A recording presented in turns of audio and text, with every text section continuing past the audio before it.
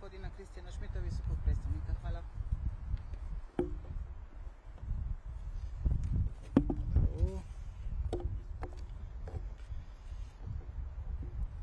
Welcome. Good evening.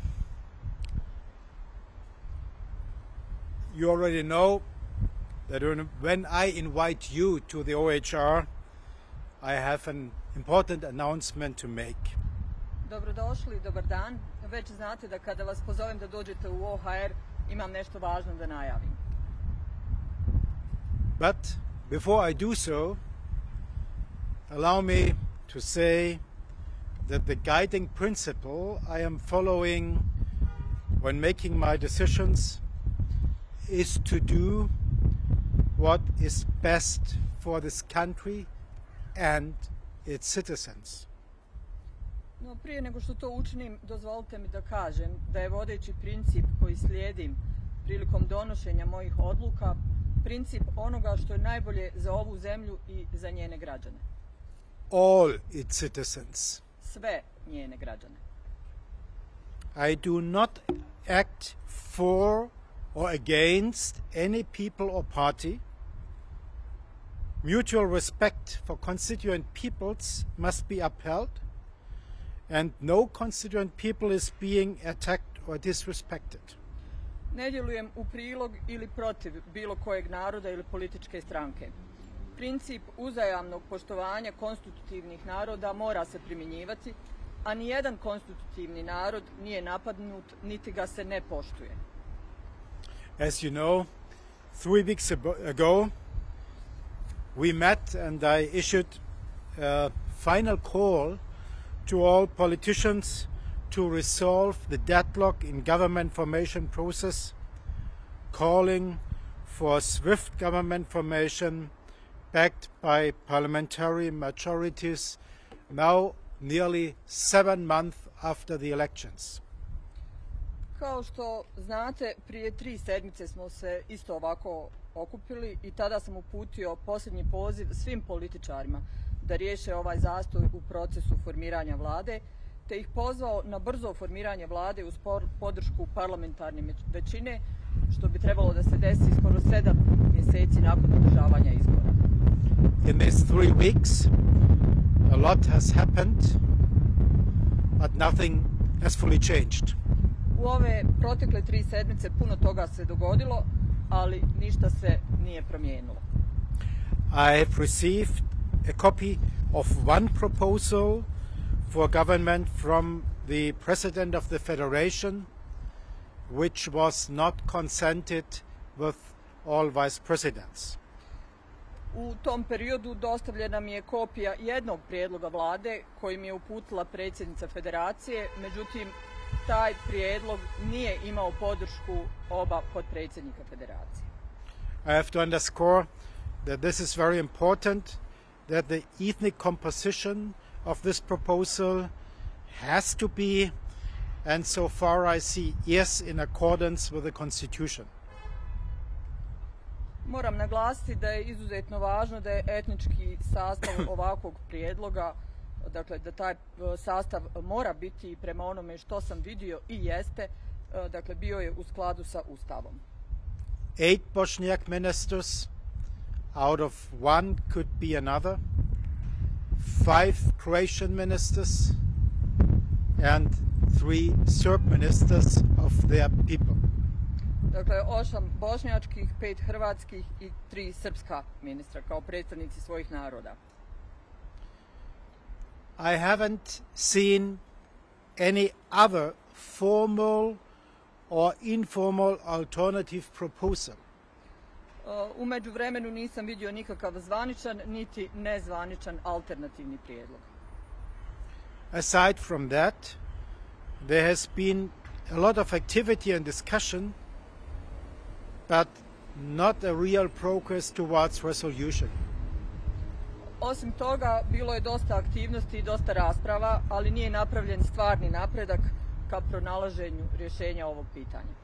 So we have to state what we witness is a political stalemate, not a struggle between constituent peoples. Tako da moram reći da ono što mi vidimo da je na djelu zapravo je jedan politički zastoj do kojeg je došlo, a ne radi se o sukobu između konstitutivnih naroda. But the will of the voters, as expressed in the October elections, must not be ignored. A volja birača koja je izražena na oktobarskim izborima ne smije se ignorirati. That is what democracy is about, accepting the will of the voters and acting for the benefit of the state and its citizens, whether in government or in opposition. To je upravo suština demokratije, poštivanje i prihvatanje volje birača i djelovanje u korist države i njenih građana, bez obzira da li se radi u strankama koje su na vlasti ili koje su u opoziciji. This is why I issued the decision to unblock the appointment of the government of the Federation of Bosnia and Herzegovina today. Iz tog razloga sam danas donio odluku kojom se deblokira imenovanje vlade Federacije Bosne i Hercegovine.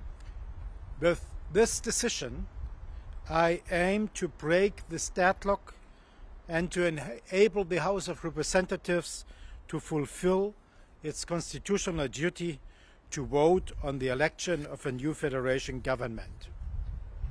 Ovom odlukom želim okončati postojeći zastoj i omogućiti predstavničkom domu da ispuni svoju ustavnu dužnost i glasa o imenovanju i izboru nove vlade federacije. I'm doing this because the Constitution does not give us any complete and reasonable answer to the situation. Ja sam poduzeo ovakve aktivnosti i donio odluku zbog toga što nam Ustav ne daje nikakav konkretan i kompletan odgovor ukoliko se nađemo u situaciji u kojoj smo se našli. In order to prevent similar deadlocks in the future, I encourage all parties to engage in good faith discussions and find a lasting solution. Da bi se u budućnosti spriječili slični zastoji, pozivam sve stranke da se u najboljoj namjeri uključe u razgovore i pronađu trajno rješenje.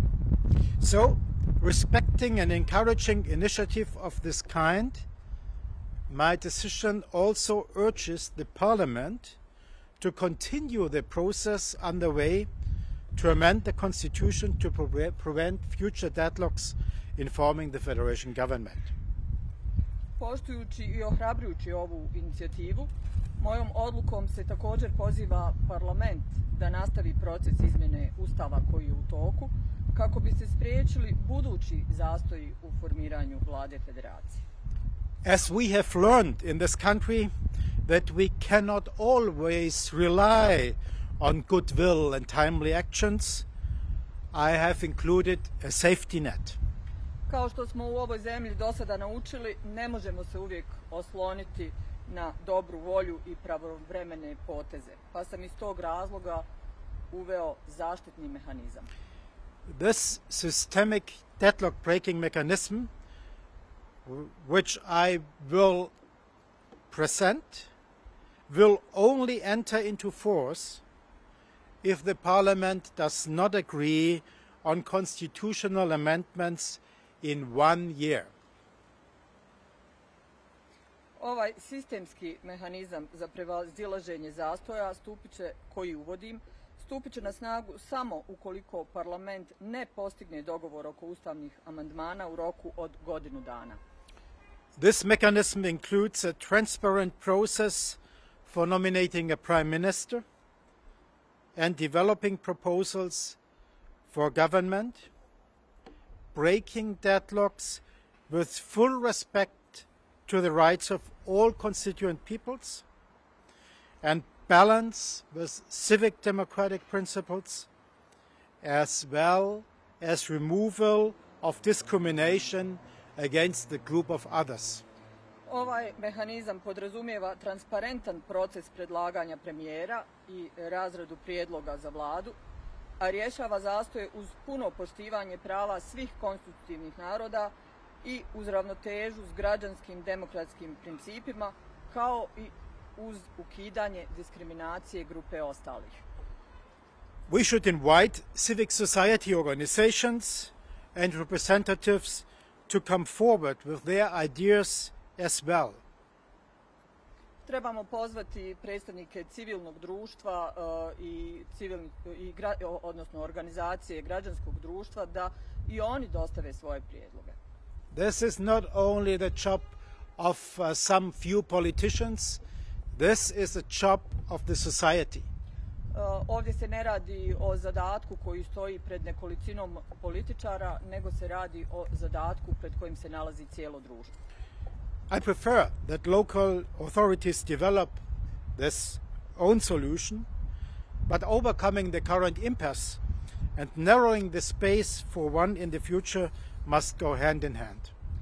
Daleko mi je draže da lokalni organi vlasti iznađu svoje vlastito rješenje, ali prevazilaženje postojećih zastoja i sužavanje prostora za nastanak ovakvih zastoja u budućnosti moraju ići jedno uz drugo. Responsible politicians should put aside their partisan interests and recognize the higher interests of the federation, the state and its citizens and the democratic mandate of the Federation House of Representatives. Odgovorni političari trebaju ostaviti po strani svoje stranačke interese i prepoznati više interese federacije, države i njenih građana i demokratski mandat predstavničkog doma federacije. My decision comes into effect as soon as it is published on the OHR website, which will be the case this evening. Moja odluka stupa na snagu odmah nakon njenog objavljivanja na web stranici OHR-a, što će se u ovom slučaju desiti večeras. It includes a short-term announcement that the House of Representatives has to go to vote on government. Također uključuje i jedan kratki dio gdje se poziva predstavnički dom da krene sa glasanjem o vladi. But this is not my job, this is the job of the elected representatives. Dakle, tako glasanje i tako odlučivanje nije moj posao, nego je to zadatak za izabrane zvaničnike. Part of a so-called permanent solution to this problem is also greater election integrity. Dio takozvanog trajnog rješenja za ovaj problem je i jači integritet izbora. We have seen credible allegations of pre- and post-election manipulation. Vidjeli smo da su iznesene neke vjerodostojne optužbe na račun predizbornih i postizbornih manipulacija. To contribute to election integrity, I have amended criminal codes to include a new offense concerning bribery in elections. U cilju poboljšanja integriteta izbora izmijenio sam krivične zakone kako bi uključio novo krivično djelo podmićivanje na izborima. This amendment enables efficient sanctions for any instances of bribing elected officials. Na osnovu ovakvih izmjena i dopuna omogućava se efikasno sankcioniranje svih slučajeva podmićivanja izabranih zvaničnika. This should serve as a warning to anyone thinking to use bribery or intimidation to achieve political goals. To treba poslužiti kao upozorenje svima onima koji razmišljaju o pribjegavanju, podmićivanju ili zastrašivanju da bi ostvarili svoje političke ciljeve. And encouragement to those who seek fair play and trust their vote will not be abused. A istovremeno treba poslužiti i kao ohrabrenje za sve one koji žele fair igru i vjeruju da njihovi glasovi neće biti zloupotrebljeni. There I am counting on the many reasonable, responsible and committed defenders of democracy. Tu računam na podršku brojnih razumnih i odgovornih ljudi koji podržavaju demokratiju. These new offenses are meant to fight systemic political corruption, which remains a fundamental stumbling block, causing serious damage to the economy and citizens' daily lives. Cilj uvođenja ovih novih krivičnih djela je i prevencija sistemske političke korupcije, koja je i dalje glavni kamen spoticanja i uzrokuje ozbiljne štete kako po ekonomiju, tako i po svakodnevni život građana. I have talked about this and here I come back to it. Već sam o tome i ranije govorio, vraćam se na to pitanje još jednom. More needs to be done to strengthen the integrity of elections and restore the trust of the citizens in the election process. And I call on political leaders urgently to address election integrity in time for next year's municipal elections. Potrebno je učiniti još više kako bi se ojačao integritet izbora i vratilo povjerenje građana u izborni proces. Stoga pozivam političke lidere da hitno počnu rješavati pitanje integriteta izbora i da to učine na vrijeme, uzimajući u obzir općinske izbore koji predstoje sljedeće godine. We should not have in future elections in this country where the voters are doubting whether their votes are counted correctly. U budućnosti ne bismo trebali imati izbore u ovoj zemlji gdje birači sumnjaju da li su njihovi glasovi prebrojani kako treba. Or where is any intimidation for them to be blocked to have a free voting. Ili da se birači nalaze u situaciji gdje ih se zastrašuje i gdje im se onemogućava slobodno glasanje. Some lot has been achieved, but we have to continue and work on this path. Učinjeno je dosta, ali moramo nastaviti aktivnosti i moramo nastaviti ići ovim putem dalje. And this includes that we have to underline that citizens benefit from a government that works on their behalf, regardless of their ethnicity, religion, or even political party affiliation. A to znači da moramo doći do organa vlasti koji će biti takvi da građani imaju koristi od vlade koje imamo, vlade koja radi u njihovo ime, bez obzira na njihovu etničku ili vjersku pripadnost, pa čak pripadnost u političkoj strani. So we have to do the utmost that the citizens in this country, regardless of their ethnicity, religion, or other cultural affiliation, feel safe at home here and can contribute to the welfare of this country. Dakle, učinili smo sve kako bi građani, bez obzira na njihovu etničku, vjersku ili kulturološku opredjeljenost, mogli da se osjećaju sigurni u svojoj zemlji u kojoj žive. We should not forget European Union is waiting for the contribution and commitment of Bosnia and Herzegovina and its citizens as a future part of European integration. Ne smijemo zaboraviti da i Evropska unija čeka na Bosnu i Hercegovinu i njen doprinos i čeka na njene građane kao budući dio te evropske zajednice. Thank you very much. Hvala vam lijepo.